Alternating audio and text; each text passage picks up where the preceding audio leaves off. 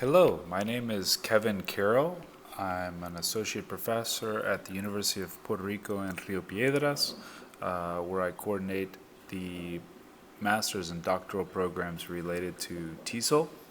Um, Today I'm going to be talking about Oracy, what, how, and why. I wanted to just to say that this PowerPoint was originally designed to be the keynote address for the day, but now will be serving as just one of the four sessions that will be offered to the teachers on October 23rd. A little bit about myself. I American guy who moved to Puerto Rico when he was 19.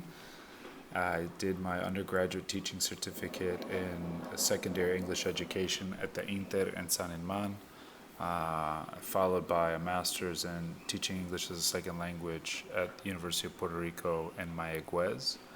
And then after that, I did a doctoral degree in language reading and culture, where I focused on um, language policy and planning, bilingual education, and teaching English as a second language. Since then, my career has taken me to a variety of different places. I worked in Mayagüez, UPR Mayagüez for a number of years. I was also on a leave of absence in the United Arab Emirates, and most recently now here in Rio Piedras. So what I brought to in the creation, or what I was thinking about in the creation of this PowerPoint, was really to create a foundation and get teachers to start thinking about speaking and listening the same way we start to think about literacy, which is kind of the combination of um, reading, writing, and all of the different skills that life skills that are kind of embedded within literacy. So that's what I was thinking about for this. I hope you enjoy it. If you have any questions, you can contact me via email at kevin.carroll, Carroll, at upr.edu. So Oracy, what, how, and why. Why do you think your students or how do you think your students feel when they speak English? So here we're going to start off with a couple of questions, raising their hands, getting students or the teachers to participate. Um, how many of you have trouble getting your students to speak in class? So on. This is supposed to be kind of engaging. This is going to be right here at the beginning of the talk. To kind of you can either do this with asking people to show their hands, thumbs up, thumbs down if you kind of agree with those things. This is a nice quote, and I think summarizes my take on the importance of oracy, and I think a shift that we need to be consciously making within the field of TESOL here in Puerto Rico. So Cook talks about in this quote how we don't want to be using a native speaker norm, right? That we don't want to be using native speakers and native speaker accents or accentless English as what we're striving for as second language learners here in Puerto Rico. So Oracy was first coined in the United Kingdom by Andrew Wilkinson. It's not a term that's used very frequently in the United States.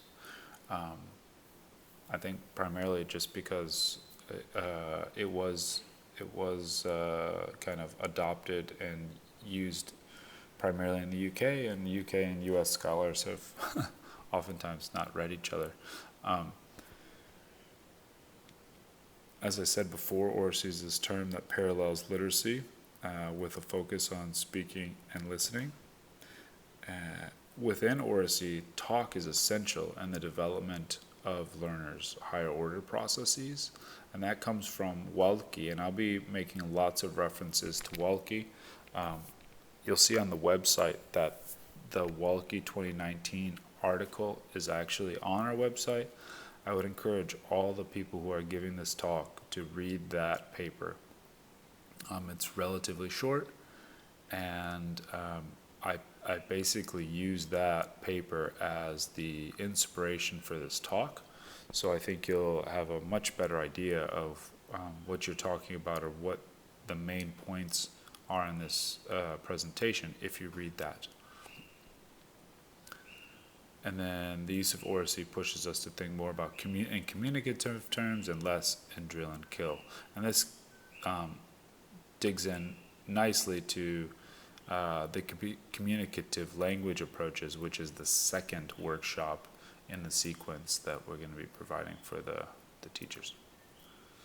Here, there's a comparison of Oracy and literacy, and you can see that they're relatively very similar. Obviously, Oracy is focusing on oral and spoken, oral language and listening, but it's also taking a much more holistic approach, just like literacy does. The focus is on the quality of the communication, where the students use their whole linguistic repertoires to make sense of these things. So how do we promote Oracy? We want to obviously create authentic language environments, and this includes a whole host of different things, from role play to using audio or video portions of songs and movies, as well as creating scenarios where English is used and required. Promoting Oracy also means that we have to create a classroom of trust, right? I provide a whole host of team building strategies here. We also want to make sure that students trust one another, and if they are, they're willing to take risks, right? We know that risk taking is an essential part of being a successful language learner.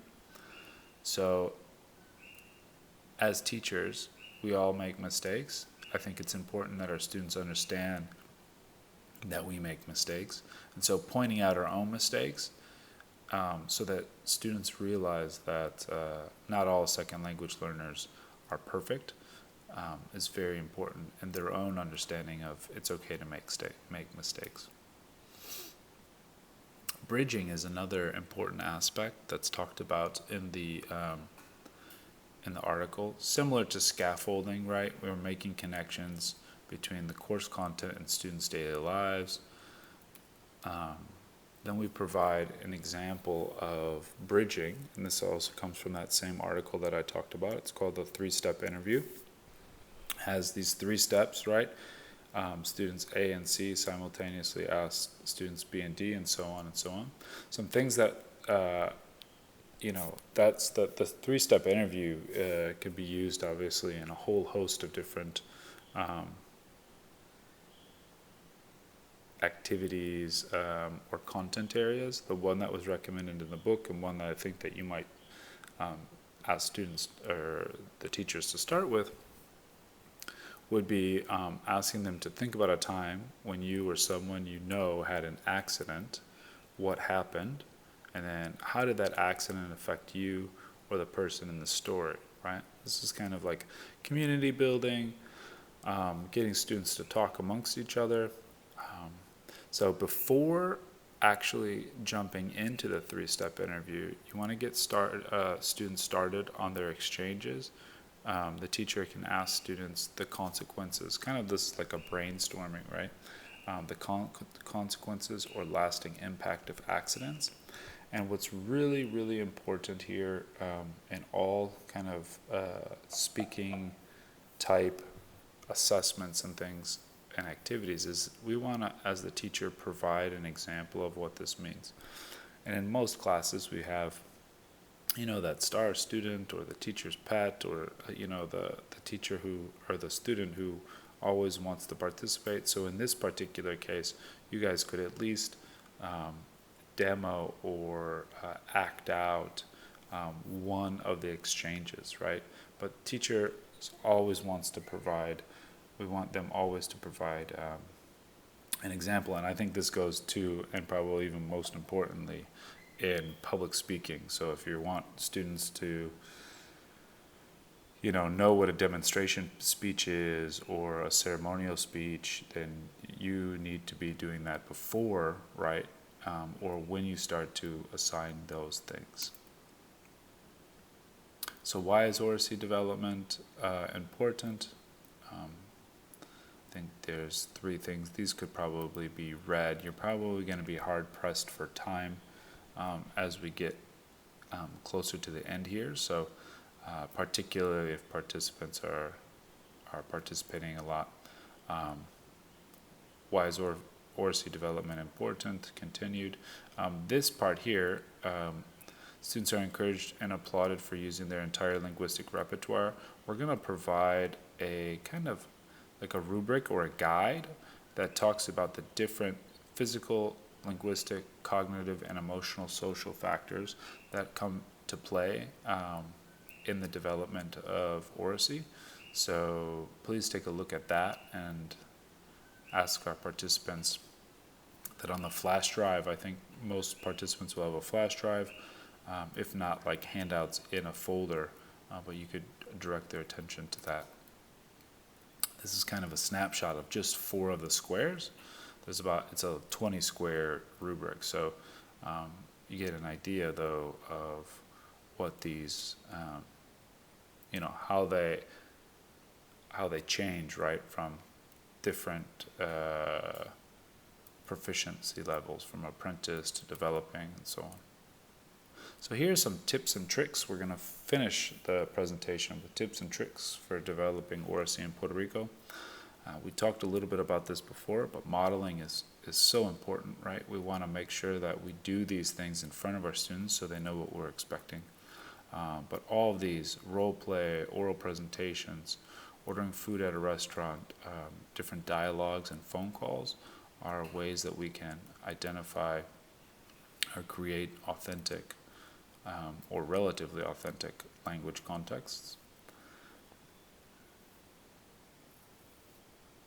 One thing that I want teachers to understand, and I think, a lot of my research looks at translanguaging and the use of, really effective use of Spanish in the English classroom.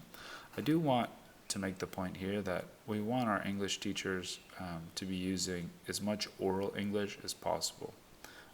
That doesn't mean that they can't be using or providing spaces for students in the classroom to be using Spanish. But they need to have clear kind of language policies at all times for when they're going to be using Spanish, if they are going to be using it, or if they're going to allow students to use Spanish. Developing Oracy requires, right, copious amounts of comprehensible input. So instead of using spoken Spanish yourself, have students in the class translate for you, or consider bringing in short text in Spanish and having a class discussion about it in English. This would be vice versa if you were to do, or you may be focusing on reading comprehension. Another